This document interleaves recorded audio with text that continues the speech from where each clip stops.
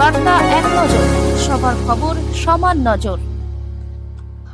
BJP কার্যকর্তাদের মিথ্যা মামলায় গ্রেফতার এবং মাতৃশক্তিদের ওপর অমানবিক পুলিশি নির্যাতনের প্রতিবাদে বিজেপি তমলুক সাংগঠনিক জেলার ডাকে নন্দীগ্রাম বাসস্ট্যান্ড থেকে জানকীনাথ মন্দির পর্যন্ত হাজার হাজার বিজেপি কর্মী সমর্থক মাতৃশক্তিদের উপস্থিতিতে সুবিশাল প্রতিবাদ মিছিল ও সভার আয়োজন অংশগ্রহণ করে হিন্দু বিরোধী মমতা সরকারের বিরুদ্ধে গর্জে উঠলেন নন্দীগ্রাম গণ আন্দোলনে প্রমাণিত জননেতা, নন্দীগ্রাম জনপ্রিয় বিধায়ক সনাতন সেবক তথা রাজ্যের বিরোধী দলনেতা শুভেন্দু অধিকারী। दूसरा में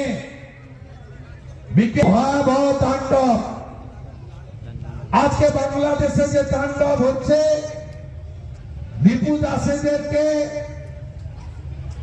হিন্দু হওয়ার জন্য জীবন্ত পুড়িয়ে মারা হচ্ছে। গত বছর মুর্শিদাবাদে হরগোবিন্দ দাস, চন্দন দাসকে যেভাবে মারা হয়েছে, নন্দীগ্রামের মানুষ দোসরা ভোট দিতে দেয় না, জানলা খোলা রাখে।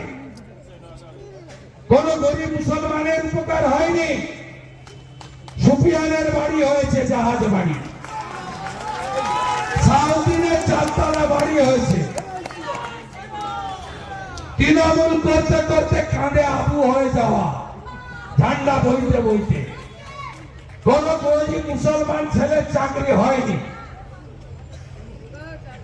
চাকরি হয়েছে সোহেল কাজীর বেটার, খুশনবীর বেটার, ব্যাংকে যায় না শামসুলের, সুফিয়ানের গোটা আত্মীয় স্বজনের, তাহেরের গোটা গোষ্ঠী, সাউদ্দিনের বেটা বেটি আর ভাই ভাতিজা, তারা চাকরি নিয়েছে। গরিব মুসলমান চাকরি পায়নি। হিন্দুদের তো ওরা বাদ দিয়েই রেখেছে, ছেড়ে দেন, বলে জয় শ্রীরামের পার্টি।